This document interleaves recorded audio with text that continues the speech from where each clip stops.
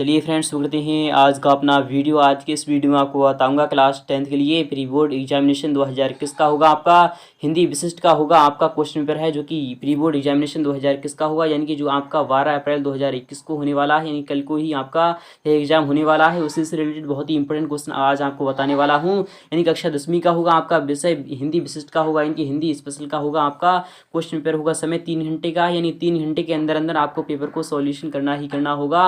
आपको कल को इसका एग्जाम होने वाला है, इसलिए इस क्वेश्चन पेपर को लास्ट तक जरूर देखना अगर आप क्लास 10th में है तो। पूर्णांक यानी कि 100 मार्क्स का आपका यह क्वेश्चन पेपर होगा। तो निर्देश आपके सामने दिए जा रहे हैं। निर्देश पढ़ना बहुत ही जरूरी है। जब आप निर्देश को पढ़ते हो तभी आपको समझ में आता है कि कौन सा क्वेश्चन क्या कहना चाहता है। तो पहला वाला निर्देश क्या कहना चाहता है कि वस्तुनिष्ठ प्रश्न सबसे पहले हल करना है आपको, यानी जितने भी आपको वस्तुनिष्ठ प्रश्न दिए जाएंगे आपको उन्हें सबसे पहले हल करना होगा। सेकंड वाला है कि प्रश्न क्रमांक 1 से लेकर आपको 5 तक वस्तुनिष्ठ प्रश्न दिए जाएंगे, जिसमें कि प्रत्येक प्रश्न के लिए आपको 1 अंक मिलेगा, यानी कि 1 अंक आपके लिए निर्धारित किया गया है। थर्ड वाला है कि प्रश्न क्रमांक 6 से 16 तक आपको प्रत्येक प्रश्न के लिए 2-2 अंक मिलेगा, यानी क्वेश्चन 16 से यानी 6 से लेकर क्वेश्चन 16 तक, यानी कि 10 क्वेश्चन का अगर आपने जवाब दे दिया, यानी एक क्वेश्चन का जवाब दे दिया तो आपको 2 अंक मिल जाएगा। शब्द सीमा जिसमें कि 30 शब्द होना चाहिए, यानी मिनिमम आपको 30 शब्द में आंसर देना होगा। चौथा है कि प्रश्न क्रमांक 17 से 19 तक, यानी कि ये 3 क्वेश्चन होंगे, यानी 17, 18 और 19 प्रत्येक प्रश्न के लिए आपको 3-3 अंक मिलेगा, जिसमें कि आपको शब्द सीमा 30 से 75 शब्द तक होना चाहिए। पांचवा है कि प्रश्न क्रमांक 20 से 25 तक आपको प्रत्येक प्रश्न के लिए 4-4 अंक मिलेगा, जिसमें कि शब्द सीमा लगभग 75 से 120 शब्द होना चाहिए। छठा है कि प्रश्न क्रमांक 26 एवं 27, यानी कि ये 2 क्वेश्चन होंगे, 26 और 27 के लिए 5-5 अंक मिलेगा आपको, जिसमें कि शब्द सीमा 120 से 150 शब्द तक होना चाहिए। सातवां है कि प्रश्न क्रमांक 28 के लिए आपको 10 अंक मिलेगा, जिसमें कि आ खंड के लिए आपको 7 अंक तथा वा के लिए आपको 3 अंक मिल जाएगा, जिसमें कि शब्द सीमा आपकी 200 से 250 शब्द तक होना चाहिए। तो पहला वाला क्वेश्चन आ चुका है, आप सामने है। अगर आप क्लास 10th में है तो इस वीडियो को यहाँ से लेकर और लास्ट तक जरूर देखना, क्योंकि यह पक्का फंसता ही फंसता है और इस बार ये पक्का फंसेगा। अगर आप क्लास 10th में है तो इस वीडियो को जरूर ही देख लेना। तो पहला वाला क्वेश्चन क्या कह रहा है कि निम्नलिखित प्रश्नों के सही विकल्प आपको चुनकर लिखना होगा। इनके वैकल्पिक क्वेश्चन आपके सामने दिए जा रहे हैं, उसमें से आपको सही विकल्प ही छांट कर लिखना होगा। तो पहला वाला क्वेश्चन क्या कह रहा है कि सच्चा धर्म पाठ की विधा है, यानी सच्चा धर्म है क्या वह एकांकी पाठ की विधा है, या फिर कहानी की है, या फिर निबंध की है, या फिर नाटक की है। तो आप सभी जानते होंगे जो सच्चा धर्म पाठ है वह एकांकी पाठ में है, यानी कि आपका विकल्प यहाँ पर ए वाला बिल्कुल सही हो जाएगा। सेकंड वाला क्वेश्चन क्या कह रहा है, यानी जीवन संदेश कविता के कवि कौन है। क्या जीवन संदेश कविता के कवि गिरिधर हैं, या फिर कबीर हैं, या फिर नरेश मेहता हैं, या फिर राम नरेश त्रिपाठी हैं। तो आप सभी जानते होंगे, यानी कि जो गिरिधर जीवन संदेश कविता के जो कवि हैं वह राम नरेश त्रिपाठी हैं, यानी कि आपका विकल्प यहाँ पर डी वाला बिल्कुल सही हो जाएगा। क्वेश्चन थर्ड आपका मोस्ट है कि दोनों पद प्रधान होते हैं। क्या दोनों पद तत्पुरुष समास में प्रधान होती हैं, या फिर द्वंद्व समास में होती हैं, या फिर द्विगु समास में होते हैं, या फिर कर्मधारय समास में होते हैं। तो आप सभी जानते होंगे इन दोनों पद जो प्रधान होते हैं वह द्वंद्व समास में होते हैं, जैसे कि माता और पिता हो गया। माता और पिता हो गया, यानी गुरु और छात्र, यानी छात्रा, यानी छात्र हो गया, यानी गुरु और शिष्य हो गया। इस तरीके से जो आपका यानी बीच में जो डैश होता है, यानी वह और शब्द जिसमें छुपा हुआ होता है उसमें दोनों ही शब्द प्रधान होते हैं, यानी कि आपका विकल्प यहाँ पर सेकंड वाला बिल्कुल सही हो जाएगा। थर्ड यानी फोर्थ वाला आपका मोस्ट है क्वेश्चन कि अमरकंटक की केंद्रीय सत्ता है। तो आप सभी जानते होंगे जो अमरकंटक की जो केंद्रीय सत्ता है क्या वह यमुना है, या फिर गंगा है, या फिर नर्मदा है, या फिर कावेरी है। तो अगर आप जानते हैं तो इसका जवाब आपको कमेंट बॉक्स में देना होगा। फिलहाल की मैं आपको बता रहा हूँ अमरकंटक की जो केंद्रीय सत्ता है वह नर्मदा नदी से संबंधित है, यानी कि आपका विकल्प यहाँ पर सी वाला बिल्कुल सही हो जाएगा। क्वेश्चन 5 आपका मोस्ट है कि रोला छंद में मात्राएं होती हैं। तो आप सभी जानते होंगे क्या रोला छंद में आपकी 21 मात्राएं होती हैं, फिर 16 मात्राएं होती हैं, फिर 28 होती हैं, फिर 24 होती हैं।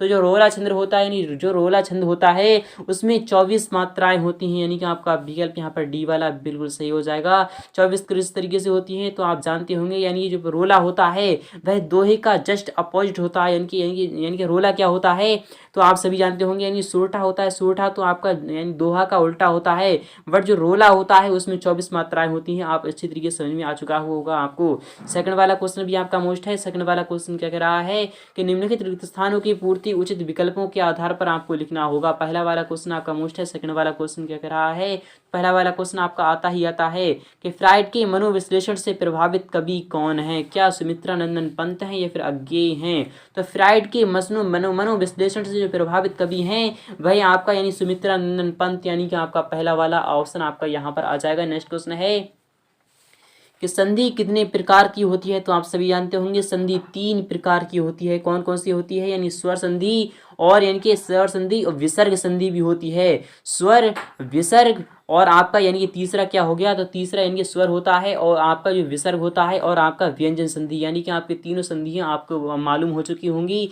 थर्ड वाला क्वेश्चन आपका मोस्ट है कि रिपोर्ताज मूल रूप से भाषा का शब्द होता है, यानी जो फ्रेंच का है या फिर अंग्रेजी का है, तो इसका जवाब आपको मिल चुका है आपके ऑप्शन में। अब नेक्स्ट क्वेश्चन है कि बेटियों को कवि, यानी बेटियों को जो कवि है, कवि ने कहा है वीर गाथा या फिर गौरव गाथा, तो आपका यहाँ पर जवाब आएगा यानी कि गौरव गाथा। नेक्स्ट क्वेश्चन है कि चरण सरोज पराग यानी पखारन लगामी अलंकार है, तो चरण सरोज यानी पखारन जो लगामी जो अलंकार है, क्या वह उसमें यानी कि रूपक है या फिर उपमा है, तो आप सभी जानते होंगे इसमें रूपक अलंकार है, यानी कि इसमें उपमेय में उपमान की संभावना की जा रही है, यानी कि उपमेय में उपमान का भेद रहित आरोप हो रहा है, यानी कि आपका विकल्प यहाँ पर सेकंड वाला आ जाएगा। फिलहाल क्वेश्चन नंबर थर्ड भी आपका मोस्ट है, आता ही आता है। क्वेश्चन नंबर थर्ड में क्या कह रहा है कि निम्नलिखित प्रश्नों यानी निम्नलिखित कथनों के लिए सत्य और असत्य आपको बताना होगा, यानी कौन सा सत्य है और कौन सा असत्य है आपको इसमें से चुनना होगा। थर्ड वाला क्वेश्चन आपका पहला वाला क्वेश्चन क्या कह रहा है कि गीता शास्त्र के महान उपदेशक यानी कि द्रौपायन कृष्ण है, कि यह सत्य है, इसका जवाब आपको देना होगा, यानी कि यह क्वेश्चन आता ही आता है।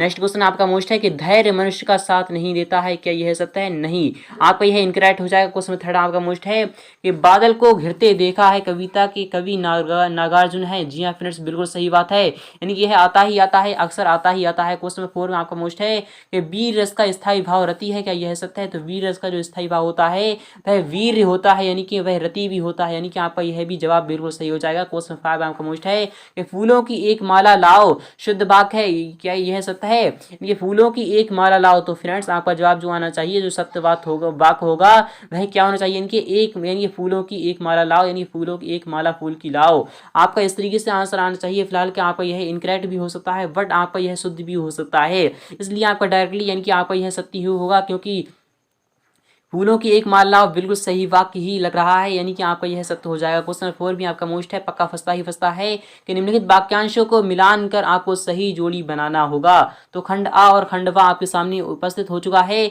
आपको इसमें से कौन सा जो सही होगा वह आपको मन यानी कि आपको क्लिक करना होगा। मन के भाव, जो मन के भाव हैं तो वह उन्हें क्या कहते हैं, तो आप सभी जानते होंगे जो मन के भाव हैं तो उन्हें हम मनोभाव कहते हैं। पहली चूक जो पहली चूक थी वह क्या थी, छायावादी युग के प्रवर्तक कौन है, तो छायावादी युग के जो प्रवर्तक हैं तो वह कौन है, थके हुए कलाकार से आपका क्या संबंध है, और अतिशोक्ति यानी कि ये क्या होता है, पहली चूक क्या होती है, इसका जवाब आपको देना होगा कमेंट बॉक्स में। अगर आप चाहते हैं इसका फुल्ली सोल्यूशन तो आपको बता दूंगा, इसका फुल्ली सोल्यूशन भी नेक्स्ट वीडियो में। फिलहाल चलते हैं क्वेश्चन 5 यहाँ का मोस्ट है कि निम्नलिखित प्रश्नों के उत्तर एक शब्द या फिर एक वाक्य में आपको देना होंगे कि परंपरा क्या होती है। फ्रेंड जो परंपरा होती है वह यानी पीढ़ी दर पीढ़ी चलती आती है, उसको ही हम परंपरा कहते हैं, यानी कि किसी भी चीज़ को यानी करना ही करना जो होता है उसे हम परंपरा कहते हैं, यानी देखा दूनी करना उसे हम परंपरा कहते हैं। क्वेश्चन सेकंड आपका मोस्ट है कि यानी गोपाल के कुंडल की आकृति कैसी थी। फ्रेंड जो गोपाल के जो कुंडल थे उसकी आकृति कैसी थी, इसका जवाब आपको देना होगा। थर्ड वाला क्वेश्चन आपका मोस्ट है कि तुलसीदास के प्रमुख महाकाव्य का आपको नाम लिखना होगा। फ्रेंड जब तुलसीदास ने यानी प्रमुख महाकाव्य की जो रचना की थी वह रामचरितमानस थी, यानी रामचरितमानस आपका आंसर आ जाएगा। क्वेश्चन 4 भी आपका मोस्ट है कि सुश्रुत संहिता की रचनाकार कौन है, यानी सुश्रुत संहिता के रचनाकार हैं वह कौन है, इसका जवाब आपको देना होगा। यह क्वेश्चन आता ही आता है। क्वेश्चन 5 भी आपका मोस्ट है कि अर्थ के आधार पर वाक्य के कितने भेद होते हैं, आपको इसका भी जवाब देना होगा। क्वेश्चन 6 आपका मोस्ट है कि स्तुति खंड में जायसी ने कितने दीपों और भुवनों की चर्चा की है, इसका भी जवाब आपको देना होगा। यह क्वेश्चन आता ही आता है, इस बार पक्का फंसेगा। अथवा वाला क्वेश्चन आपका मोस्ट है कि बच्चे की आंखों की तुलना किससे की गई है। क्वेश्चन 7 है आपका मोस्ट है कि मनु को हर्ष मिश्रित झटका सा क्यों लगा था। अथवा वाला क्वेश्चन है कि व्यक्ति सम्मान के योग्य कब बन जाता है। 8 वाला क्वेश्चन आपका मोस्ट है कि वसंत के आने पर कौन सा तान भरने लगता है। अथवा वाला क्वेश्चन है कि कबीर ईश्वर से क्या मांगते हैं। फ्रेंड जो कबीर हैं वह ईश्वर से क्या मांगते हैं, आपको जवाब देना होगा। क्वेश्चन 9 भी आपका मोस्ट है कि चलने के पूर्व बटोही को क्या करना चाहिए। अथवा वाला क्वेश्चन भी आपका इसी प्रकार है कि मानव जिस ओर गया उधर क्या क्या हुआ था, आपको इसका भी जवाब देना होगा। अगर आप चाहते हैं इसका फुल सोल्यूशन मैं आपको बता दूंगा, इसका फुल सोल्यूशन भी नेक्स्ट वीडियो में। क्वेश्चन 10 आपका मोस्ट है कि कवि अज्ञे के अनुसार कांटे की मर्यादा क्या है। तो आप सभी जानते होंगे जो कांटे की जो मर्यादा है वह कुछ ही पल तक रहती है, यानी कोई भी जो व्यक्ति होता है वह ना ही कभी सुख रह सकता है और ना ही कभी दुखी रह सकता है, यानी कि उसके उसके यानी कि जो उसका जीवन मार्ग होगा उसमें कभी दुख होगा तो कभी सुख भी हो सकता है, यानी और कभी सुख होगा तो कभी दुख भी जरूर होगा। इस तरीके से आपका आंसर आ जाएगा, यानी कि जो कवि के आज्ञा के अनुसार इस तरीके से आपका आंसर आएगा। अथवा क्वेश्चन है आपका मोस्ट है कि आक्रोश में आकर मजदूर ने क्या किया था, आपको इसका भी जवाब देना होगा। क्वेश्चन 11 है कि जापानी युवक ने स्वामी रामतीर्थ को दिए गए फूल के मूल के रूप में क्या मांगा था, आपको इसका भी जवाब देना होगा। अगर आप चाहते हैं तो इसका जवाब दे दूंगा नेक्स्ट वीडियो में। अथवा क्वेश्चन है कि गुलाब किसका प्रतीक बन गया है। फ्रेंड, जो गुलाब है वह किसका प्रतीक बन गया है, तो आप सभी जानते होंगे गुलाब यानी कि प्रेम का प्रतीक बन गया है, इन सिंबल ऑफ लव। आपका आंसर आ जाएगा। क्वेश्चन सेकंड है आपका मोस्ट है कि लेखक ने संगीत का जन्म किससे माना है, तो लेखक ने संगीत का जो जन्म है वह किससे माना है, इसका भी जवाब आपको देना होगा। 10वां आपको क्वेश्चन क्या कह रहा है, क्वेश्चन आपका दोबारा आ चुका है कि वीर सिंह के चरित्र की 2 विशेषताएं आपको लिखना होंगी। यह क्वेश्चन आता है। क्वेश्चन 13 आपका मोस्ट है कि मोहन शिबू के विषय में क्यों चिंतित था, यानी जो मोहन है वह शिबू के विषय में क्यों चिंतित है, आखिर उसे क्यों चिंता हो रही है। आपको इस तरीके से आपका जो आंसर होगा तो वह आप बुक से पढ़ सकते हैं। आप अगर चाहते हैं तो मैं आपको बता दूंगा इसका फुल सोल्यूशन भी नेक्स्ट वीडियो में। अथवा क्वेश्चन आपका मोस्ट है कि इंद्रियों का क्या कार्य होना चाहिए, यानी जो इंद्रियां होती हैं उन्हें हमें अपने वश में अगर आप चाहते हैं तो वश में भी कर सकते हैं, यानी कि इसके लिए बहुत ही आपको क्या करना होगी, इंद्रियों की आपको कसरत करना होगी। क्वेश्चन 14 आपका मोस्ट है कि लेखक ने यानी कि निंदकों को पास रखने की सलाह क्यों दी है, आपको इसका भी जवाब देना होगा। तो क्वेश्चन आपका मोस्ट है कि घनश्याम ने अपनी माता और बहन की खोज कहाँ कहाँ की थी। क्वेश्चन 15 है कि निम्नलिखित मुहावरों का अर्थ लिखकर वाक्यों में आपको प्रयोग करना है, यानी कि ऊंट के मुंह में जीरा, यानी कि बहुत छोटा सा, यानी कि छोटा सा कुछ बहुत ही कम मात्रा में प्राप्त होना, अंधे की लाठी यानी कि अंधे का एकमात्र सहारा। इस तरीके से आपका आंसर आ जाएगा, यानी अंधे की लाठी जो अंधा होता है उसके एकमात्र सहारा आता है। इस तरीके से आपका आंसर आ जाएगा। अथवा क्वेश्चन आपका मोस्ट है कि निम्नलिखित वाक्यांशों के लिए एक से एक शब्द आपको लिखना होगा, यानी ठेका लेने वाला, तो ठेका जो लेता है उसे हम ठेकेदार कहते हैं। अनुसरण करने वाला यानी अनुसरणी कहलाता है, अनुसरणी यानी कि उसके रास्ते पर चलना, उसे हम अनुसरणी कहते हैं। क्वेश्चन 16 भी आपका मोस्ट है अन्योक्ति अलंकार की परिभाषा उदाहरण सहित आपको बताना होगी। अथवा क्वेश्चन है कि हास्य रस की परिभाषा उदाहरण सहित आपको बताना होगी, यानी कि आपका क्या आएगा, विभाव अनुभाव और संसारी भाव के संयोग से जहाँ पर हास नामक स्थायी भाव की यानी निष्पत्ति होती है वहाँ पर हास रस होता है। इस हास रस का जो स्थायी भाव होता है तो वह हास्य ही होता है अथवा यानी कि रति भी होता है। तो इसका जो यानी कि उदाहरण होगा वह क्या होगा, यानी कि आपको शीर्ष पर गंगा हंसे और भुजनी भुजंगा हंसे। इस तरीके से आपका आंसर आ जाएगा। क्वेश्चन 17 भी आपका मोस्ट है कि ज्ञान और दीपक के यानी कि आपसी संबंध को आपको स्पष्ट करना होगा। अथवा क्वेश्चन आपका मोस्ट है कि माई की वज्ञा का वर्णन अपने शब्दों में आपको करना होगा। क्वेश्चन 18 है